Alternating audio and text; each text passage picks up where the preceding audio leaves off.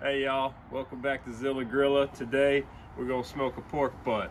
Now you can do it all kinds of different ways preparation wise. You can brine it, you can inject it, you can wet rub, but I like to dry rub. So what I like to do, get it out of the packaging first, pat her down, get all that pig juice up off of there.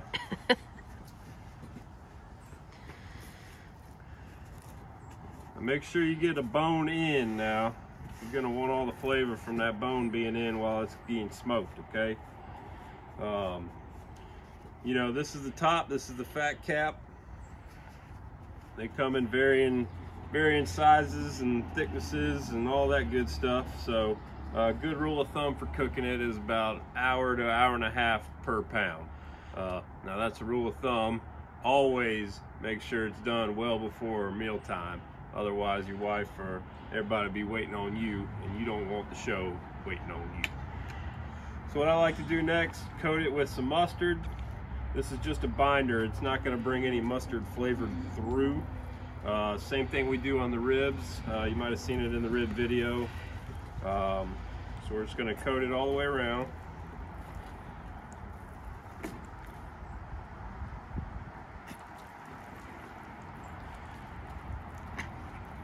This is about a 9-pound butt. We're going to smoke it on the Big Green Egg today. So we got a nice good layer of mustard. Going to hold our rub on.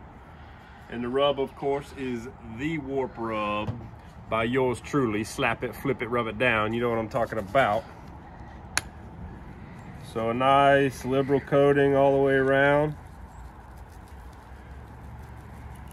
I cook my butt fat cap side up.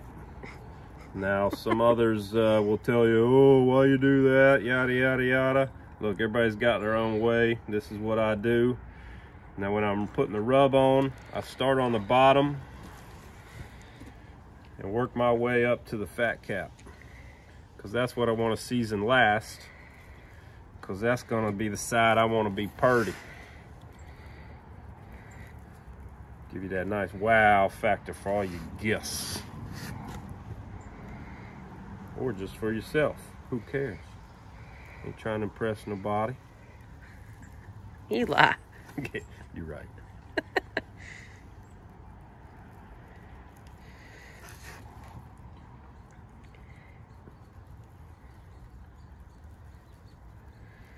So the rub's got, you know, salt, pepper, garlic, some sugar, brown sugar, a bunch of smoked paprika. It's gonna give it that beautiful red color. And some other things I'm not contractually bound to mention. So there we go. She's all seasoned up. Today we're gonna use the Inkbird Bluetooth thermometer. We're gonna have a probe in the butt and a probe at grill grate level. So honey, if you come over here. I've already got the egg going. We're cooking, you know, about like we do at almost everything, 250 to 275 range. So we're just gonna put this butt on. We got a little drip pan underneath with some apple cider vinegar in it.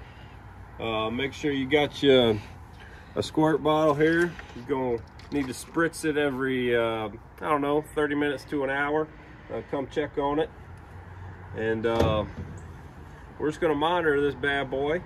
We've got the Inkbird thermometer. No sponsors, it's just what I use. It doesn't have Wi-Fi, it's just Bluetooth. You know, just something nice you can monitor the temperature without having to open up the egg all the time. So that's how we're going to do this thing. And got some oak wood in there. I like pecan wood, hickory. It don't matter, play with it. See what you like. So we're gonna let this do its thing, and we'll check back in a little bit. All right, we're rolling about 155 on the butt. Let's see what we got here. Oh yeah, she's looking good.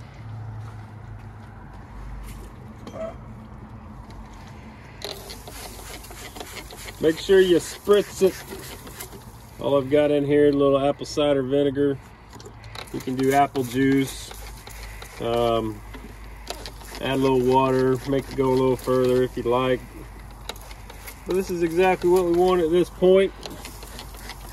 What hour are we on, honey?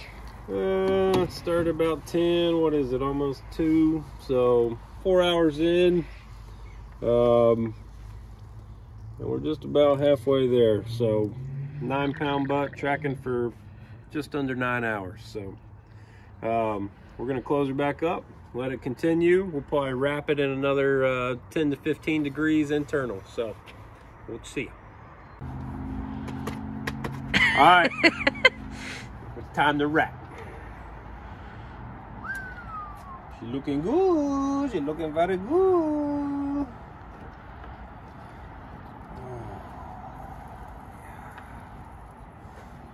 Dripping on the perro's head. What's our temp at, honey? Oh, about 165 internal. Just like we said we would. Gonna keep that thermometer plugged in. Wrap this bad boy up.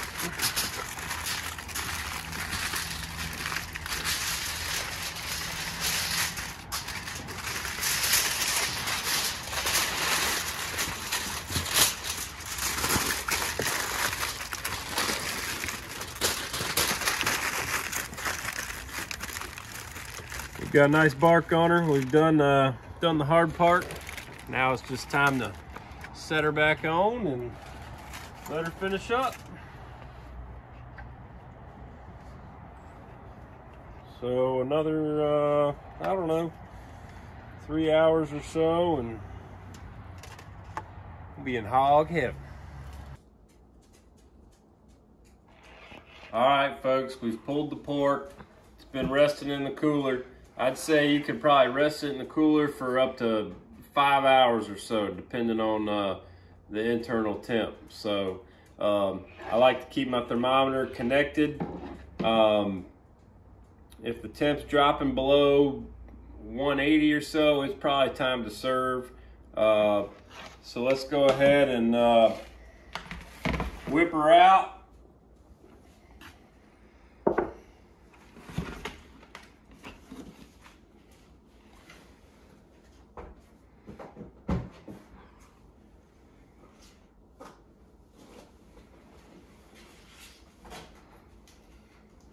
I've just left it wrapped, just like when we pulled it off. It was in the cooler with the towel wrapped around it. Okay.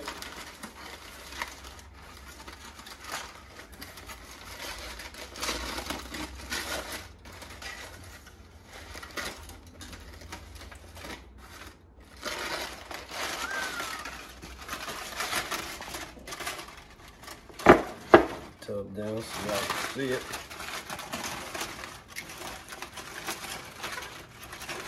Probe out. That's a good sign.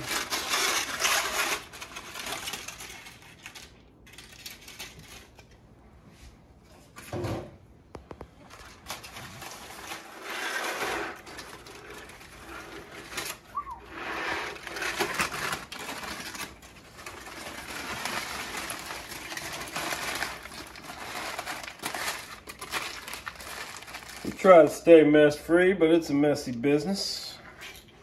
Mm-hmm. Isn't that right, baby? Mm-hmm. I won't send the video, y'all, of him attempting to clean up later. Morgan, shut up. All right. Now about the best investment you can make when pulling pork. Some of these gloves right here, Amazon special. I don't know, 15, 25 bucks. Ain't gonna break the bank. You just strap them on. Grab that bone, baby. And look at that.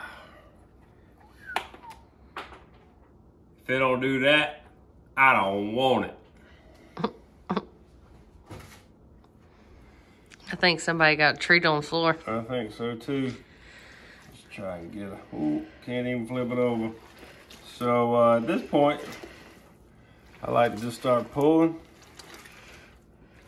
little rotation in the phalanges. Mix her up real good. Can't even see anything with the steam, baby. Mm-hmm.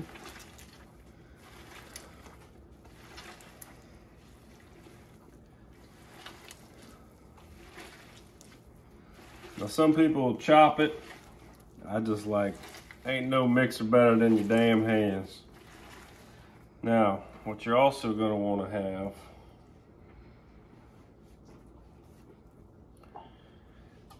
is a little jar, a little sauce, whatever you prefer. This, just apple cider vinegar and some red hot chili flakes, red pepper chili flakes.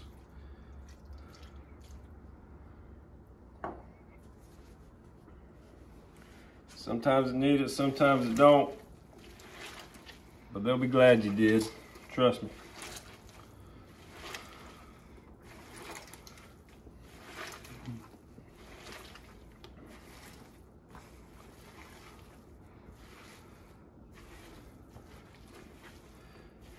The good thing about putting it in a cooler, you can transport it to a tailgate, which I frequently do, go pack. And you know, you can take it to a shower, an engagement party. Look, when they ask you to cook, you gotta cook, and you better be ready. So, answer the call now. We're gonna pour in just a little bit more of this. And this is gonna go great. I mean, put it on a sandwich, eat it straight up by itself. It'll keep. Make Brunswick stew out of it. You can make barbecue spaghetti. Some people getting into that, but let's just try it.